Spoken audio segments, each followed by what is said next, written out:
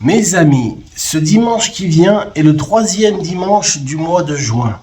Nous allons fêter la fête des pères. Alors comment être un père selon le cœur de Dieu? Psaume 127.3, nous lisons « Mais oui, les enfants sont un trésor de grand prix, une richesse inestimable, la récompense donnée par le Seigneur à une union et un amour. » Appartenir à une famille n'est pas le fruit du hasard, mais bien la volonté souveraine et suprême de Dieu. L'homme était la création parfaite de Dieu, et à travers le premier couple formé d'Adam et Ève, Dieu a clairement manifesté sa volonté de le voir s'épanouir, grandir, se multiplier au sein d'une famille. Depuis lors, Satan n'a cessé de tout faire pour détruire la famille, et ce, par n'importe quel moyen, et avec tous les moyens qu'il a à sa disposition. Notre société manque de repères. De plus en plus de familles sont éclatées, le père étant absent du foyer.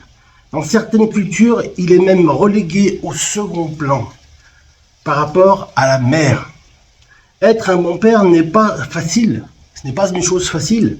Toutefois, aux yeux de Dieu, celui-ci a un rôle extrêmement important et essentiel même, car sur lui repose l'avenir de toute une génération, de sa fratrie.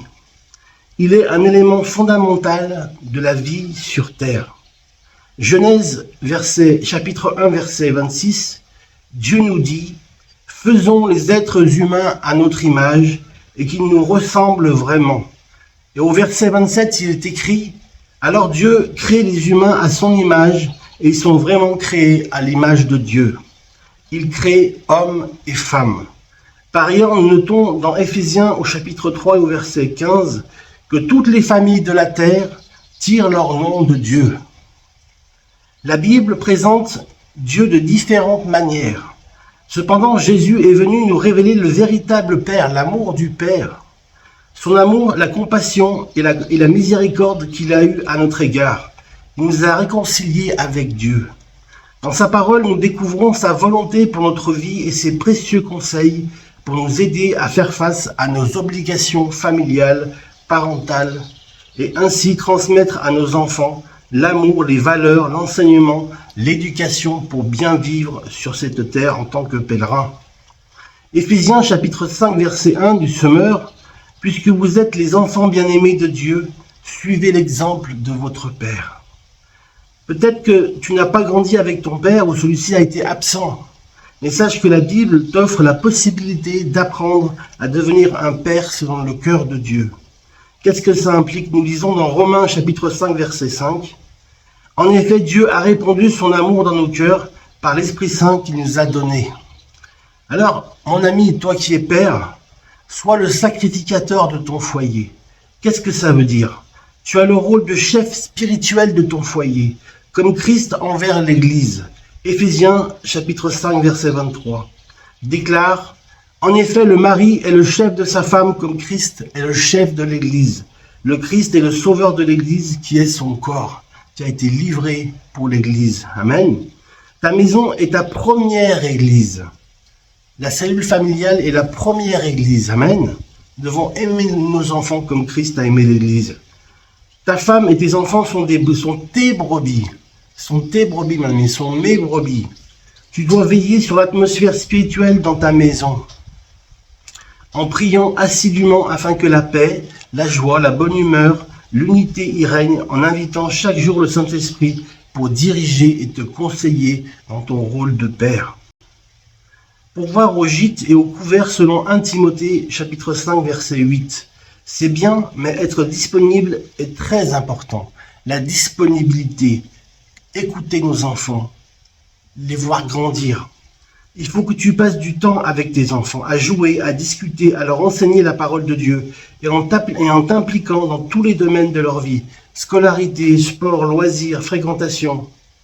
Sois aussi un modèle en parole et en acte. Proverbe 27, ceux qui agissent bien mènent une vie honnête.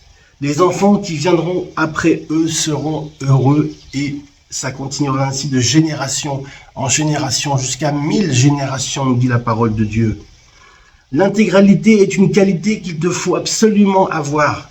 Tout ce que tu diras et feras devant ton enfant sera examiné par lui. La vérité sort de la bouche des enfants. Il est donc important que tu aies une bonne conduite, que tu respectes Dieu et sa parole, ainsi que ton épouse bien-aimée. Respecte les lois et les autorités. Évite de critiquer ou de parler de quelqu'un d'autre en sa présence. Pas de contestation, pas de jugement. Les enfants sont des éponges. Imiteront malgré eux tout ce qu'ils voient et entendent. Tout ce qu'ils voient et entendent. Et ils ne se gêneront pas pour te rappeler tes fautes. Encourage et corrige avec amour et autorité.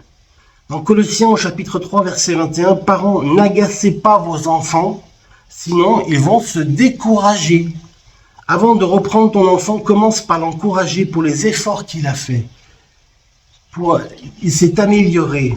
Il a essayé de faire mieux. Il est important qu'il se sente valorisé, aimé, comme un père. Oui, c'est ça être père. C'est aimer avec amour et autorité. Même s'il a fait une bêtise, ton amour doit demeurer le même, comme Dieu envers l'homme. Rappelle-toi que Dieu est de même patient envers toi et que son amour efface tes erreurs. Amen. Il dit que j'ai oublié vos péchés. Amen. Il a oublié tes péchés. Alors, élève ton enfant dans les voies du Seigneur, avec sagesse et intelligence. À cause de la rébellion, il n'est pas facile pour l'enfant d'obéir du jour au lendemain. C'est pourquoi la correction doit être appliquée même avec sagesse et dans l'amour de Dieu. Tu devras être ferme et intransigeant, et même s'il faut sanctionner pour que ton enfant comprenne les conséquences de sa désobéissance, rappelle-toi que c'est pour son bien. Amen. Tu dois le tirer vers le haut. Il s'agit pour lui de grandir dans une entière soumission et obéissance avec une conscience renouvelée. Proverbe 22,15 déclare « Les enfants aiment ce qui est stupide. Les coups qui les éduquent les guériront de leurs bêtises. » Dieu fait pareil avec nous. Job 5, verset 17. Au fur et à mesure, l'enfant comprendra que la parole de Dieu est faite pour être respectée et qu'elle fait partie de son instruction. Amen. Alors, pour conclure, être un bon père selon le cœur de Dieu, qu'est-ce que c'est vraiment? C'est un challenge, c'est un défi quotidien, tous les jours.